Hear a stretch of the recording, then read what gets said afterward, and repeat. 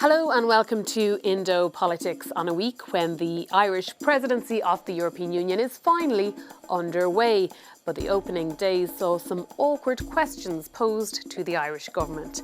And when another visitor announced that he'd be coming to town, prepare for Trump in September. I'm Mary Regan and I'm joined by our political correspondent, Cónal Thomas.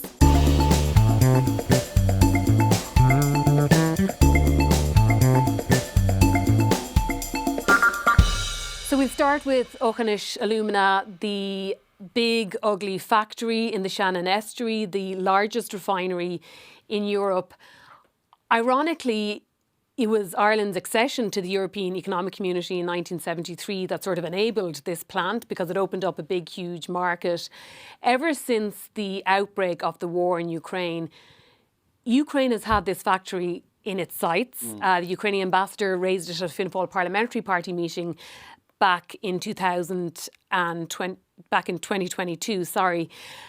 Volodymyr Zelensky in town in Dublin Castle this week wasn't holding back in delivering that message to the government about this plant. Yeah, and as you say, the plant's been there a long, long time. And for a long time, it's been an eyesore for environmental issues, et cetera, et cetera. And it's now Zelensky, the Ukrainian president, who we weren't quite sure whether he was going to come or not, given the security issues surrounding him, basically threw a grenade into the government's goal yesterday when he said that there are companies operating in Europe who are helping fuel essentially Russia's war machine. And he went even further then, because remember, the government, and this all comes from reports that a substantial amount of the alumina being produced there is then being distributed, ultimately then as well, part of it, we don't know how much, and this is the thing we're going to find out, into Russia.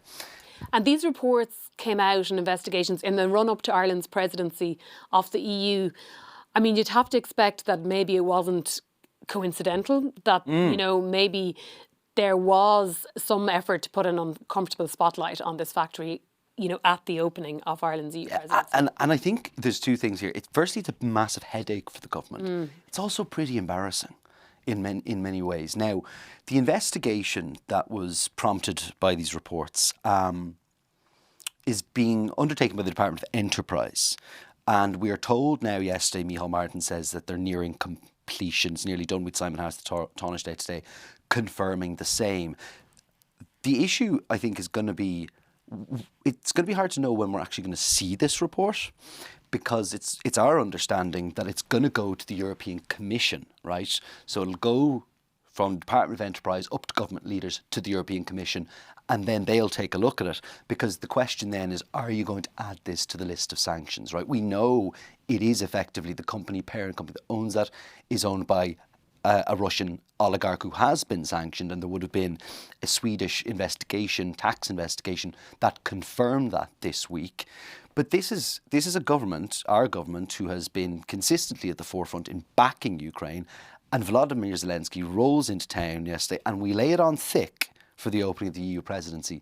And as I say, he throws this grenade in, and he went even further. He said, I expect to see this investigation done soon and see its results. So he's really putting pressure on the government. And the government's trying to have it both ways, really, as only Ireland does in these situations.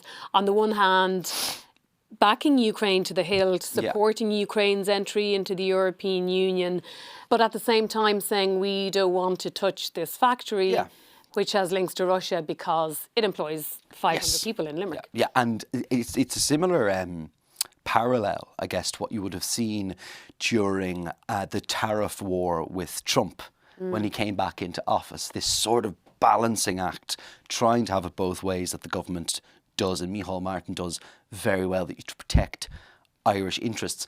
The other argument that the government is making is it's not just about the jobs and what would happen there. It is the supply issues of alumina into the wider European space. Now, ideally, the government could find a scenario where it just says, go ship this somewhere else, find somewhere else to sell this, just not to Russia. The question in all of this is what the CSO figures, I think, will show in that Department of Enterprise report, because that's kind of what's being called into question there. How much alumina is making its way to Europe, and how much then is also making its way into Russia. But I mean, it grabbed all the headlines yesterday. it was, as I say, I think a bit embarrassing for the government. I don't think it derailed the launch of the presidency, but it's hanging over them. So, in a sense, if Europe decides to sanction this refinery, it may, in some sense, result in Europe shooting itself in the foot, because it does feed into the European market. Yeah. So there's the automobile industry, there's a lot of industries in Europe that actually also depend on this factory. So, I mean, is there any sense of maybe a decision being made that it can't export to Russia, but some backing given to it so it can continue to supply into the European market? I think it's hard to see that, because the package of sanctions, and I think we're going to be looking at relatively soon, the 22nd package of sanctions, I think, against Russia. And if that's included in, that's it. You know, it can't be brought into European markets. Now, in saying that, you know, the Germans, are they not still selling cars to Russia? Is Mercedes still not used, you know, on the front lines in some respects? So Europe itself is also trying to have its cake and eat it, you know, while it's trying to back Zelensky to the hilt, while also got this threat on its own borders. But economically, it's a really difficult question. I think Zelensky as well had to be pretty brazen about this yesterday, because he came with the message, didn't he? What else could he do? I mean, he couldn't come and say, yeah, that's fine. And then what do we see hours later? He has to fly home because one of the largest bombardments of Kyiv in some time from Russia. And look, you know, Ireland's at the front of Europe now, and no doubt will be on Putin's mind too. And we're going to see, as I say, we know that there's the Russian naval vessel under waters or over the west coast. We know that the French are having to help us down in Cork, where von der Leyen's going to go tomorrow. But I don't think, my own hunch would be that report that is due to be finalised very soon, I don't think we're going to see it the light of day anytime soon, because you know yourself, when it gets to Brussels, protocol, bureaucracy takes place, but the pressure will be kept up. And that sort of brings us to the other sort of awkward issue around the EU presidency. And many of the foreign journalists, or French journalists, was asking the Taoiseach about Ireland's spending on security and defence. And it's so obvious that this is a big issue for people other parts of the European Union, but as the Taoiseach himself said, it's existential to some parts of Europe, and it's not really on the minds of Irish people. So this is something that the Irish government has to start a big conversation about during the presidency, while at the same time you have many in the opposition accusing them of using the European presidency as, I think it was Richard Boyd Barrett said, a propaganda jamboree for the militarisation of Europe. Yeah, and I think it's something that Micheál Martin has tried to make the case for quite a long time now, ever since he was in Foreign Affairs, in terms of increased defence spending. It is something that, well, I mean, in saying that, I think there are quite a number of people in the public who realise the dangers that Europe is facing. And as well, the incapacity or lack of capability our own defence mechanisms have. I think this will increase the debate, certainly domestically. Micheál Martin will always point to the Baltic states, and he will always point to the likes of Poland and Lithuania and others who have increased their defence spending. Denmark got rid of a bank holiday in order to pay for its defence spending in recent years. But what will be interesting to see is how far they go in the budget, because last year Simon Harris would have asked for, I think, almost double what he actually got. Simon Harris is now the Minister for Finance. He'll have huge sway. I believe Helen McEntee will almost undoubtedly be in favour of increased defence spending. And I think Micheál Martin isn't he using this really as a bit of a runway to prepare the public for a massive increase in defence spending. Now, when you say defence spending, we're not talking about tanks on street corners. What we're talking about is investment in radar, in sonar, in protection of subsea cables, and that's often the nuance that's lost as the opposition accuse the government of kind of increased militarisation, whether you agree with it or not. And it was also quite interesting that yesterday, and a bit embarrassing as well, when we found out that Ireland had offered some old military equipment to Ukraine, and Volodymyr Zelensky had to effectively come out and say we couldn't possibly use that. When we have, for example, some proposition about not new, I mean, it's some old, technically old, not about years. I mean, it's technically for this period of this war. Some old weapon which needs money for renovation. And that's why they understood it. I mean, the ministry understood that we have deficit with money, it's true. And we try to, to push all money to missiles or drone missiles. And then after the Dublin Castle event, opening ceremony of the European Presidency. Yeah. The Taoiseach had to hightail it off to the Phoenix Park. So from our friends on one side of the Atlantic to our friends on the other, the US ambassador was holding a party for the 4th of July celebrations with a video from Donald Trump, essentially more or less inviting himself here. You know, I have a beautiful place over there. It's one of the best, most beautiful golf courses anywhere in the world. You know that. I won't mention his name, but maybe I should, actually. But we have a place that's so top, and we have the Irish Open going to be there, and we're going to have a tremendous celebration. I think I'm going to come over and I'm going to see it, and I'm going to watch, and we're going to watch Rory and all the great players. That visit expected to happen in September. I think, mercifully for many in government, it'll happen when the Dáil is not sitting. So there won't be a difficult question around whether Donald Trump will address the House of the Oireachtas or not. Speaking of foreign affairs, and one person who was actually in the White House visiting Donald Trump on St. Patrick's Day, Ken O'Flynn, you might tell us about his participation on the Foreign Affairs Committee, which you've been looking into. Or lack thereof. This is Ken O'Flynn's Vanishing Act. So I just started doing a bit of digging on this last week, and look, attendance at committees is important, right, for a number of reasons. There's a lot of important legislative things that go to a Oireachtas committee. Ken O'Flynn, the Independent Ireland TD, sits on the Foreign Affairs Committee. However, of the 36 meetings it held between when it was formed in May last year to June this year, he only attended 9 of them, a number of remotely, and the first 3 were only introductory to say, hello, I'm here. It subsequently emerged that in recent weeks, because the Oireachtas Foreign Affairs Committee actually goes on trips abroad, I guess, you know, fact-finding missions, representing, bring it back to the committee members to form the reports. Very important work. Yeah, very important work. One that Ken O'Flynn actually volunteered to go on was one to New York next month on a kind of UN fact-finding mission. Now, you can see the contradiction there. You don't show up to committees and you put your name forward for an all-expenses kind of taxpayer-funded trip.